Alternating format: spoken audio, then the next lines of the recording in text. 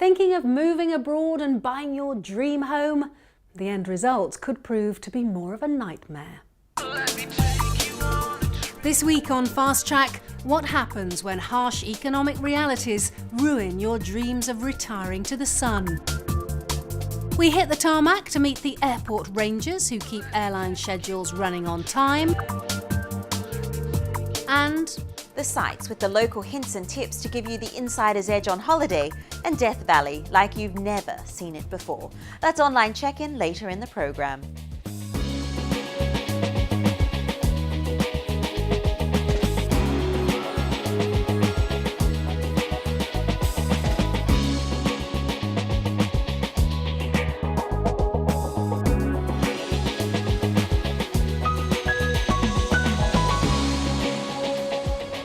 hello and welcome to Fast Track. 30 minutes of travel news, escape and inspiration with me, Fiona Foster. I do hope you'll stay with us. Now, for thousands of Europeans, Cyprus once seemed like the perfect place to build or buy a holiday home. Fantastic weather, lots of good food and a member of the EU, so you have the security of moving to a country within the Eurozone where your investment would be safe. But that was up until earlier this year, when the Cypriot economy went into meltdown. Theopis Skarlotos has been to meet some of the people who now find themselves stranded in dream homes that have turned into the stuff of nightmares.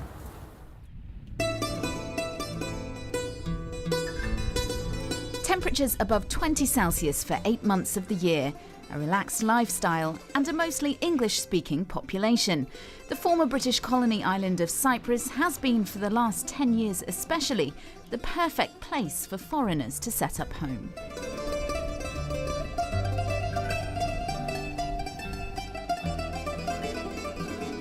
This is why so many people decided to move here to Cyprus for a peaceful life in the sunshine by the sea. But when the crisis hit the island, it sent shockwaves everywhere and left some people wondering whether this life in paradise could exist for them much longer. Bank deposits over €100,000 will face steep losses. To rescue savers with below €100,000, they'll wipe out up to 40% for those with more. A limit of €100 a day has now been placed on withdrawals from cash machines.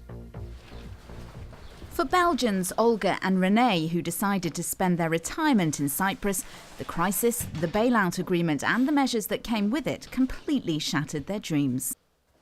This is our future bath, but we cannot put any sink here, we cannot put here any lamps, because everything is blocked. Our money in Central Bank of Cyprus stay, and this bank won't give us back our money. They brought their entire life savings over to the island last summer and opened an account with the Bank of Cyprus. But in accordance with the agreed bailout measures, a third of it, more than €40,000, was frozen. More than 30% of that was turned into shares in the bank, and the rest they may or may not see again. A decision on what will happen to it is due in September. Our money is blocked, our pension is blocked. We cannot pay the house, we stay in difficult situation for the moment. It is a real nightmare that we have for the moment, and I don't know in future what can be happy with us. Now they say they can no longer finish the building of their house and are stuck in rented accommodation. I am cry every night, and it is all what we have for whole our life. We are already not too young, we cannot anymore work for our money like it was before. And I don't think I will believe long if this situation will be continue like this. They are not the only couple who feel trapped with no one to help. Nigel, who runs a property news website here, says he's inundated with emails from people who feel totally helpless and don't know how to proceed. There's one lady that I know of who managed to sell her house and has gone back to the UK. But the problem is she's having to live now in sheltered accommodation because her money's in the bank here and she can't get it out of the country. Perhaps those who have been worst affected are the people who bought property at the height of the boom in 2007. They've not only seen the value of their homes plummet by 30 to 50%, But if they purchased with Swiss franc mortgages, they've also seen their repayments double, and now with the current measures may have lost a portion of their life savings too. The question is, will they be able to get any of it back? Let's remember, Cyprus is a part of the European Convention on Human Rights, the Human Rights Act over here, much maligned by people, but comes to the defence and aid of people in many ways. And it can specifically come to the help of those caught up in this crisis. Because essentially, under Protocol 1, Article 1, there is a right to the quiet enjoyment of your possessions. And you cannot be deprived of your possessions unless it's in the general interest and within international and domestic law. Now, those issues will be looked at. The Eurogroup decision is there. It may be brutal for some, unfair for others, but it's there. But we need to stress that the Eurogroup decision has only affected 2 banks on the island. I'm not saying that things look cheerful. I'm not saying that things look good. I'm not trying to paint a rosy picture, but these are the facts, and we look forward. For some, it's not the immediate impact of the crisis that's worrying them, but how things will pan out. With decisions still being made about the economy, it's unclear what changes lie ahead. Every so often look out your front door and note anything that might be suspicious. This neighbourhood watch group in Peyia, where most British expats live, helps to ensure the security of about 8,000 villas. It's seen break-ins on the rise before and has concerns about the next few months, especially as they say there are normally only ever 3 police officers on duty at any one time. The problem is manpower, really. There is a feeling now with the current financial situation that there are going to be more and more people out of work, which will stretch families, and possibly neighbourhood watch in its different guises will be a requirement. We don't really know what's going to happen in the future, but there is a feeling that things could get slightly worse, money could become more in demand, and neighbourhood watch can help in many ways.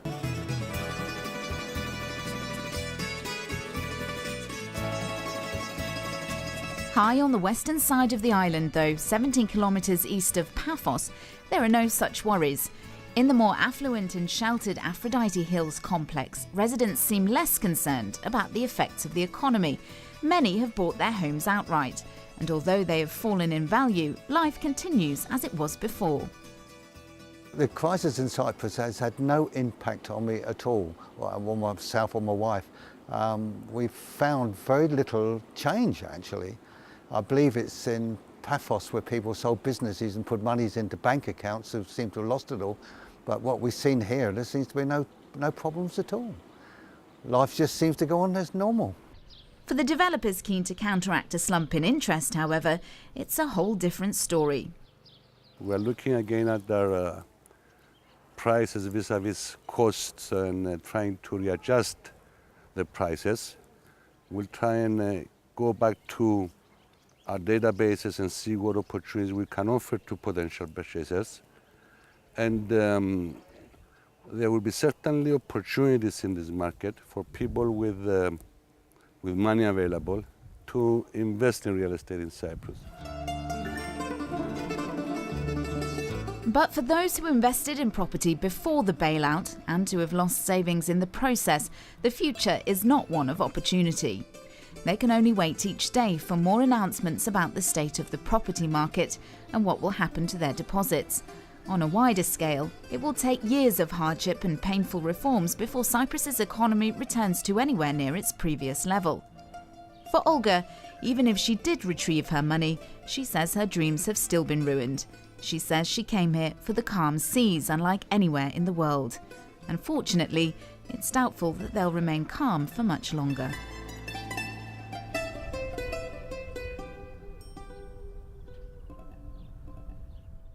Theopis Skarlatos reporting on the plight of holiday homeowners in Cyprus. And if you've been similarly affected in Cyprus or anywhere else around the world for that matter, do drop us an email. Our usual address is fasttrack@bbc.com. We would love to hear from you. Now let's have a look at what else has been making news in the world of travel this week. Here's Greg Mackenzie. Information. Hundreds of flights to and from France were cancelled earlier this week after strike action by air traffic controllers protesting at plans to introduce a single European airspace.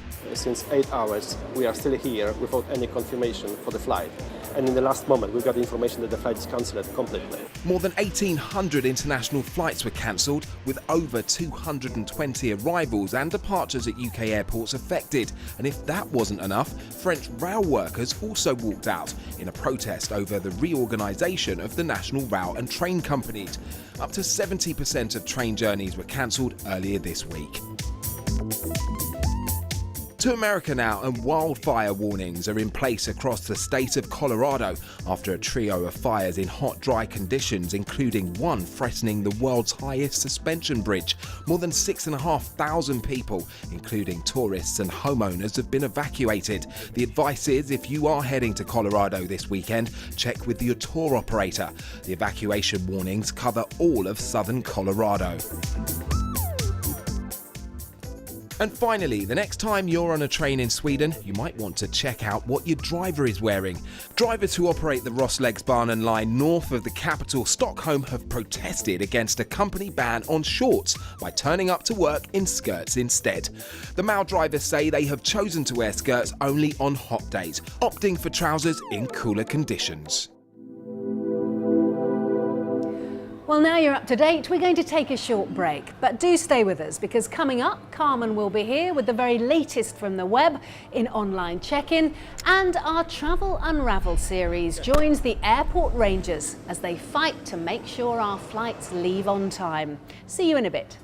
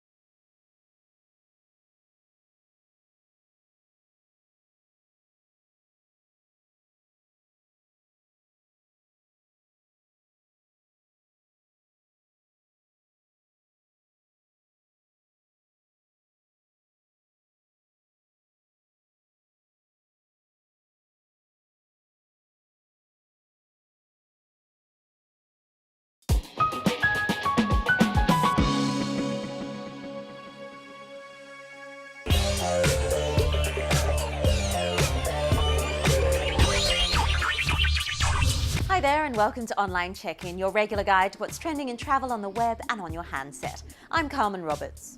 I don't know about you, but when I'm doing my travel research, I'll always check out reviews, whether it be for a destination, hotel, tour or restaurant recommendation.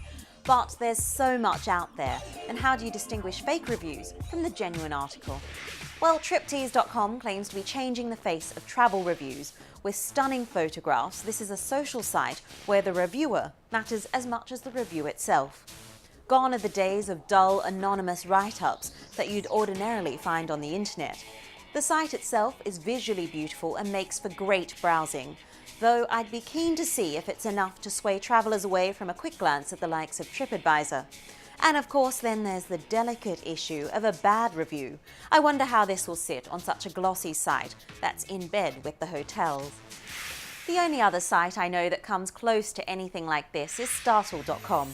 It claims to be a luxury lifestyle platform combining the Forbes travel guide star rating system with recommendations from a hand-selected group of travel tastemakers. Of course, the Forbes way certainly doesn't cater to everyone's style or budget. I'd be more inclined to look to the destination itself for more in-depth reviews and quirkier finds. Don't you love it when a local starts his recommendation with, "I know this great little place"? So greatlittleplace.com is a fantastic website for hidden gems like bars, parks, restaurants and markets. It started out as a Facebook page for cool spots in London in 2010 and has gathered quite a following. I love the fact that it supports independent retailers. The London listings are extensive and it's slowly gaining ground in other parts of the world too.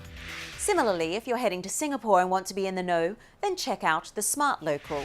This is a site that claims to focus on providing quality aggregated reviews from a community of invited bloggers and experts. It's a resource for both locals and tourists, but reviewed from a Singaporean resident's perspective. It's a great idea, but incredibly niche and localized. Perhaps you've seen a similar site for another city or destination, or anything else you think might be worth mentioning. Drop me a line. The address is on the screen now. And of course, you can always get in touch through our Facebook page or send us a tweet on Twitter. Like Tony, the CEO from joggingbuddy.com, who wrote in to tell us about his site. Gotta love a bit of self-promotion. It's a free site that allows members to find others to run with in over 118 countries around the world, because often it's one of the best ways to see a destination, not to mention keep fit. I really like the idea of this site, being a runner myself, but I'm not so sure I'd sign up to go jogging in a strange country with a stranger. Tweet of the week time now, and Kevin May from T News is a man with his finger on the pulse, and he's spotted Detour, Doubletree by Hilton's own interactive YouTube channel. In fact, Detour is the first custom-built YouTube brand channel in the hotel industry. You can check out other travellers' favourite photos, videos, tips and stories. It's a clever way to merge all the major social media networks in the one place. I wonder how long before other hotel chains jump on the bandwagon.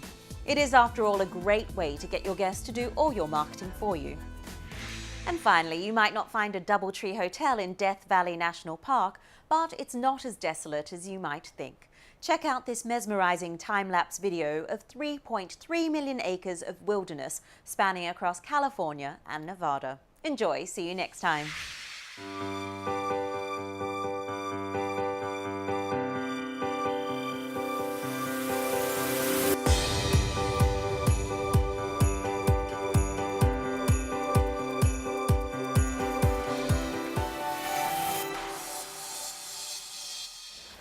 Thank you, Carmen. Now, to end this week's programme, we're off to Southend Airport on England's east coast. When a technical hitch forced an unscheduled landing at Heathrow recently, it showed how just one incident can cause chaos in an airport schedule and impact countless passengers. Well, away from the bag drops and the check-in desks, there's a team of people called Airport Rangers, whose job it is to make sure that the airspace and runways remain clear. We sent David Lewis behind the scenes to meet the team. What's your security experience like at the airport? If it's anything like mine, you're wincing as you take your shoes off, cringe as you unbuckle your belt for the metal detector, and try not to lose your cool in the immigration queue. But there are also people working behind the scenes, those who sit quietly out of the limelight, ready to spring into action if anything goes wrong airside. Hello, gents. These are the Airport Rangers, and I'm going to learn firsthand what they do.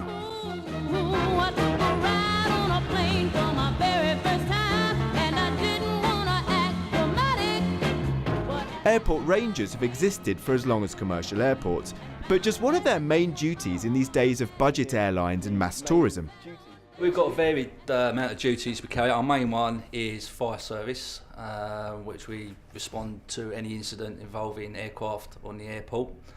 And as well, we carry out runway inspections and bird control as well. Vital stuff. Without it, the airport simply couldn't operate. Fortunately, plane fires are incredibly rare, but the team have to maintain a constant state of vigilance and be ready to roll out to an emergency in under 3 minutes. This is 3 minutes.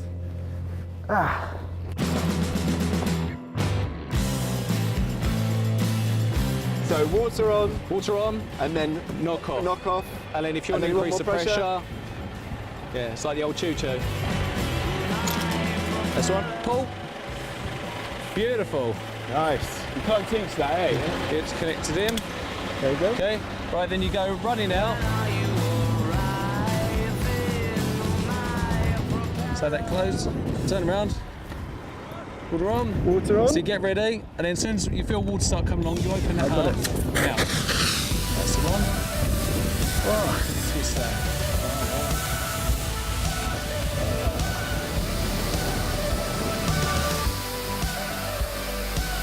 It might look easy on the movies, but when you're doing it in real life, there's so much water, it's quite hard to keep your weight up.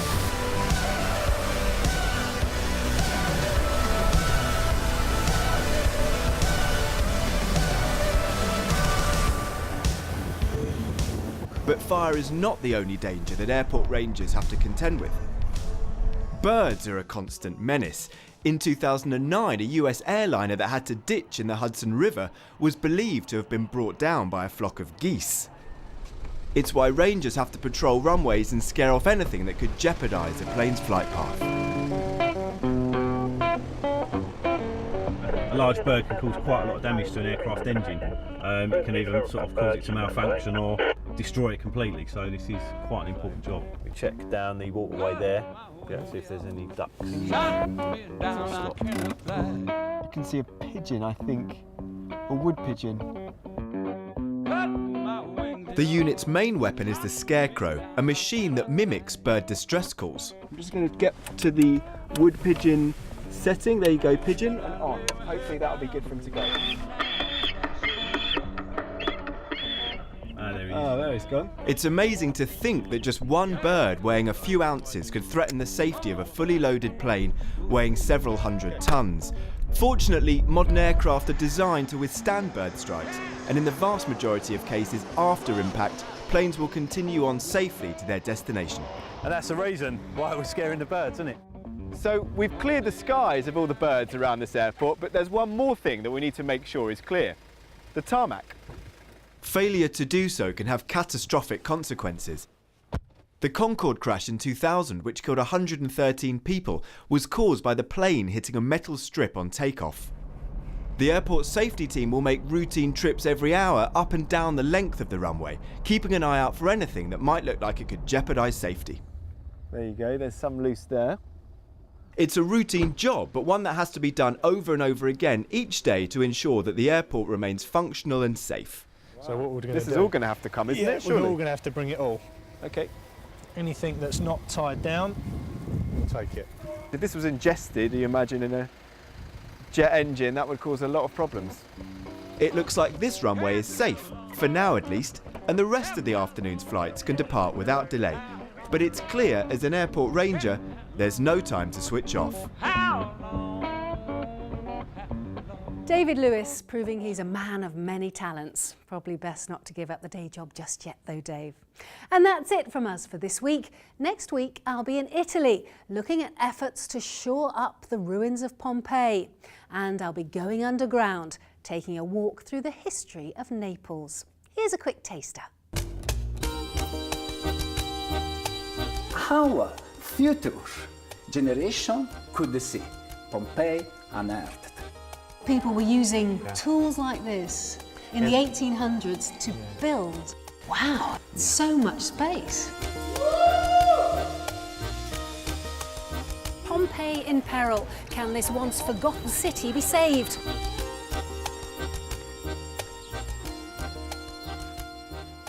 In the meantime, don't forget you can join us online at the address below for some more tips, ideas and inspiration. But until next week, from me, Fiona Foster, and the rest of the Fast Track team, wherever your travels take you next, have a great time. Bye-bye.